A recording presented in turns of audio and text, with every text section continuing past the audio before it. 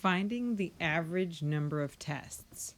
Here's the data from 10 trials using a pasta population simulating 25% as infected.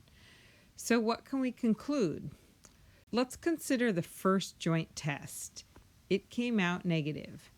So from that, we know that both person 1 and person 2 are both negative or no virus.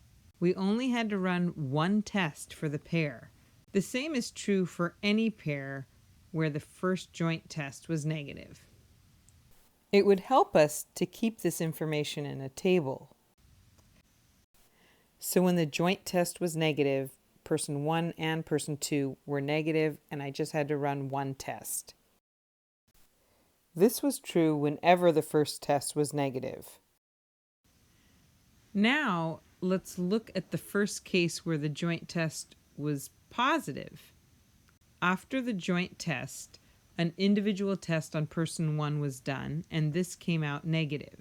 So then we know that the virus came from person 2, and we only had to do 2 tests. So with this pair, person 1 was negative and person 2 was positive. For the next joint positive, we can see that person 1 came out positive and person 2 was negative. We had to run 3 tests. So with this 25% population, sometimes we had to run 1 test, sometimes 2, and sometimes 3. What was the average and how do we find it? We can think of each pair having a score. The score would be the total number of tests. So to find the average, we can just add them up and divide by the total number of trials. For this table, there were 10 trials.